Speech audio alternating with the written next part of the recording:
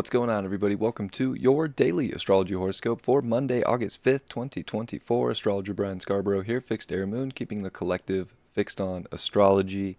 Appreciate you all very much. Welcome, welcome. Hope you're ready to start the week, and happy Monday.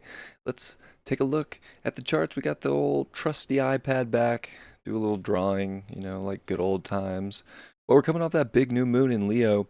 We're going to see that moon in Leo to start the day, sun in Leo, and even the sun at a 13, which makes a 4, which is very Uranus energy. And then we wake up and we get this moon square Uranus to start the day. So definitely a heavy day emotionally. We're trying to understand our self-actualization, our hearts, and I don't know, a lot of twists and turns can take place. We're definitely having to tune into our feelings today, especially with, of course, this weird sort of almost maybe disconnection with the square to Uranus, but also either a hyper connection too to our emotions and what we're trying to make happen and really bring light to and show off to the world. We're seeing Mercury station retrograde. Venus is now in Virgo, and the moon's going to cross over both of those today after that square to Uranus and be in a huge yod with Venus, Pluto, and Neptune.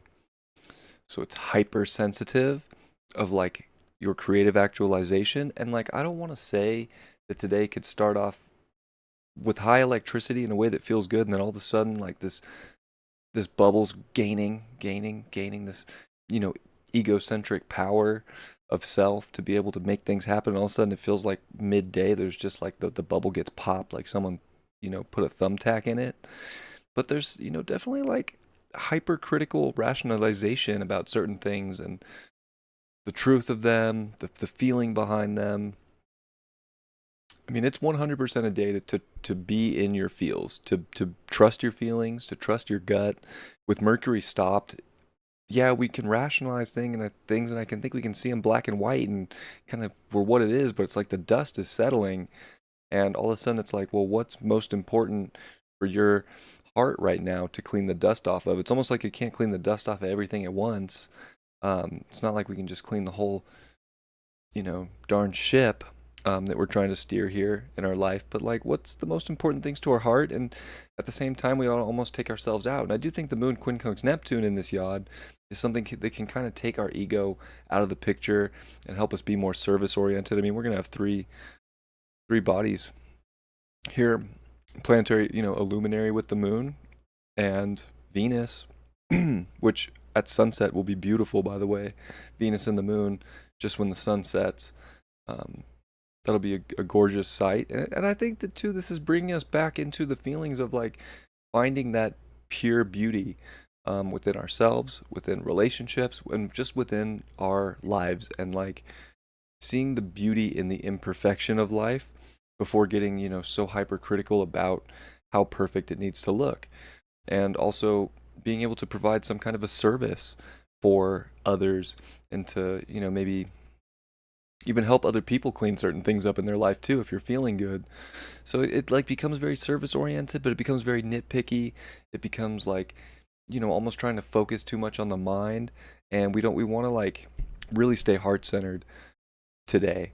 And that's definitely going to be a big key, is like really opening up our heart, opening up empathetically, trying to understand people, not trying to pass too much judgment, especially on ourselves. This could be so hypercritical on self and how we're doing things, how we're living life, what our routines are like, what our health is like. We can get so focused and so obsessive over certain things today. You don't have to clean it up. It does not have to happen instantly to creatively actualize what you want this week or what you want in your life. Definitely remember to give yourself some space, give yourself some room and some leeway to be okay with having a little bit of dust. Like the dust has fallen. It can be, some people can like thrive in that energy a little bit, and some people can be like, oh my god, there's dust everywhere because the dust settled and it fell. So metaphorically, we have to look at that and be very forgiving to ourselves, to others, but also, just staying in the heart will make that really easy.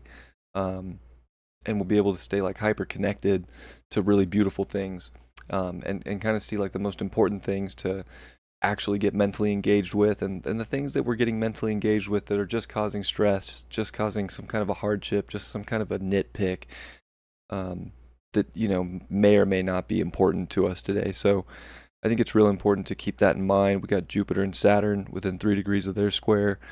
That's got high anxious, high anxiety energy written all over it. That Neptune Pisces square always does, because we could start to worry and get emotional about certain things, or the long-term situations, and all the, it's like getting amplified here with Jupiter.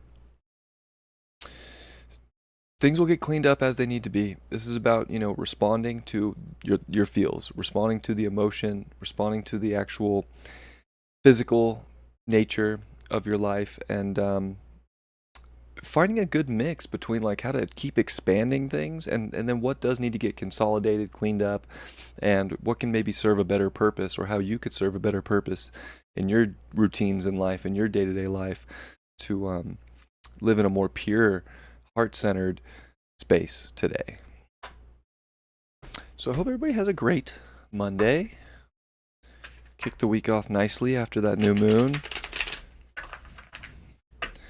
Definitely big day, definitely big day in the astrology. It's a little tricky, because I think we want to get mentally engaged and do some like mental gymnastics, and it's really unnecessary right now.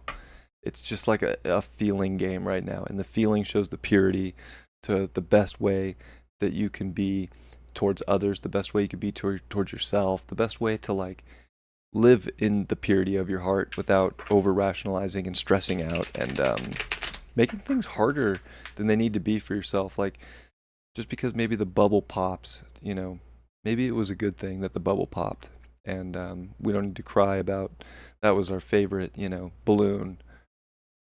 The balloon popped. It's okay.